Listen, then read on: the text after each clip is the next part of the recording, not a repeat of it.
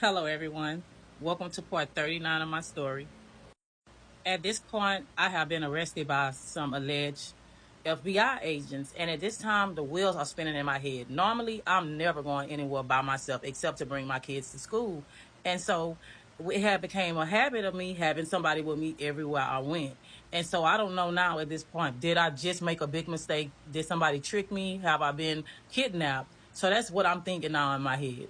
And so I automatically start crying. And I'm saying, where are y'all taking me? And they say, hold on, we have to get back to your homes. And so I'm wondering, like, if you arrested me, why are we going back to my homes? Well, they turned on my street where I lived at that time in this suburban residential neighborhood. And when they hit the corner, my whole entire neighborhood, a long stretch of street, was wrapped with nothing but law enforcement. All I seen was Fort Bend County Sheriff Department trucks and vehicles. I seen Harris County vehicles. The male driver in this SUV with me had a striking resemblance. Like he resembled somebody I had seen before, but I couldn't quite make it out at that time. Well, anyway, this person takes out this big, huge bullhorn and he goes to shout, anyone in the house, come out now with your hands up. But I'm watching everything that's going on around the whole premises, and I'm just seeing people with guns out and all kind of stuff, and I'm getting very, very nervous because I know that my young sons are in there. And so I'm telling them, hey, I don't lock the door. The door's unlocked. Please just tell them to turn the knob. They can go in. And so he radios to them, and the guys on the porch with this big old huge black thing that they knock doors in with on the movies, turns the knob to the door, and they enter the residence. And so everybody is running in at this time. So then the lady gets out the back seat with me. She tells me to turn around. She's going to take the cuffs off of me, and she brings me inside the home with her and the guy. So when I enter the home, I notice that there's people everywhere. They have cameras out there recording every inch of the place. They're moving up and down the stairs in the house. They're just all over the place. Immediately, they're bringing him through the hallway into the den area, and they tell me, hey, you can't speak to him, but we need you to go into the bedroom and get him a pair of pants and some tennis shoes without shoestrings in them.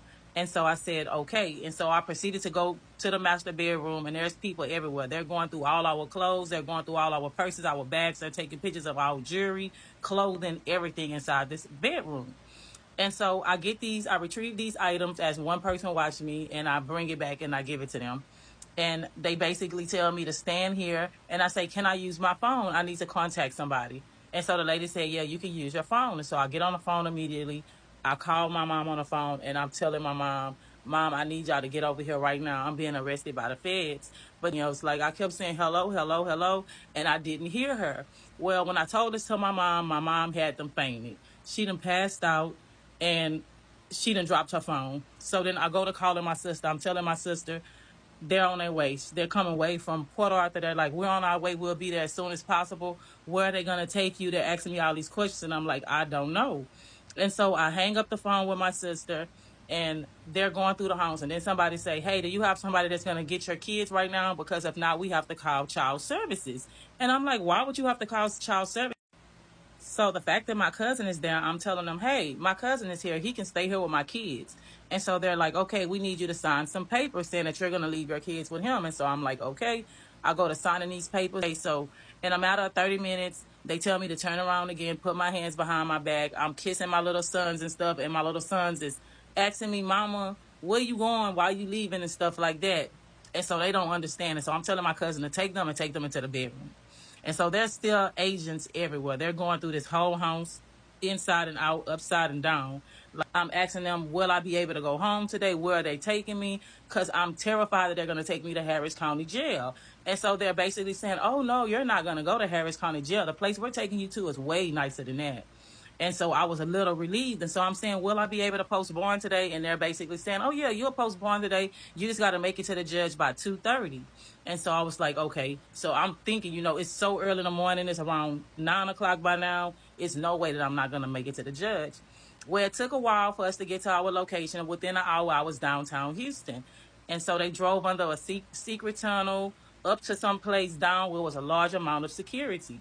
Finally, we arrived in a garage. They were screened in, and then they take me out the vehicle. There was a lot of people waiting for us. So we enter this building, and it's people waiting at this door once they knock. And so they tell me to have a seat, and they walk out. Well, those two agents I don't see again for a long time. These other people take me, they're telling me that I need to do fingerprints, they need to take pictures of me, they're asking me if I have any tattoos, any visual marks, all kind of things like that. So I'm telling them that I do have tattoos. They want to get pictures of these tattoos, they want to take pictures of me, and then they start the fingerprint process. So once they're complete with my screening, they put me in a room by myself. So the room that I'm placed in is very, very cold. And I'm telling you, that morning when I left home, I was prepared to come back, get dressed, and dress my sons for the day. However, I left the house with a nightgown on with some underpants and some slippers. So that's all I had on. And the clothing that I was wearing was very, very thin.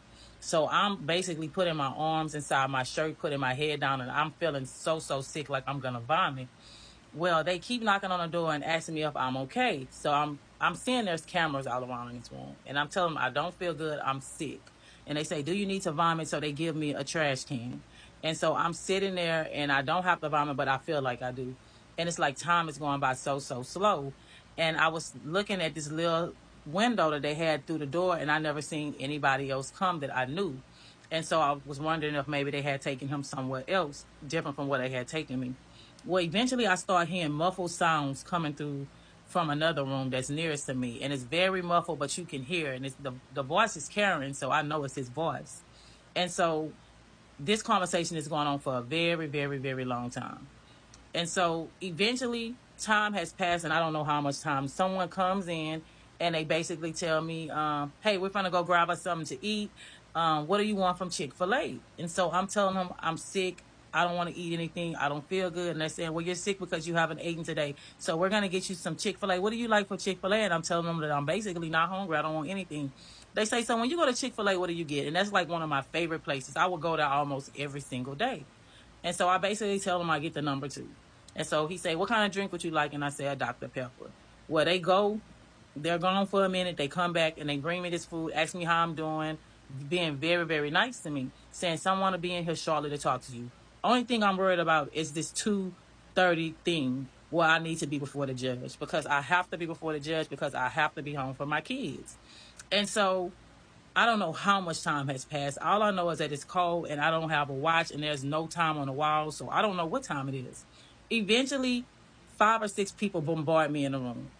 They have pen pads, notepads, and everything. They're reading me my rights, and they're telling me what I'm being detained for. That it's a white-collar crime, and then they say, we need to talk to you about some stuff.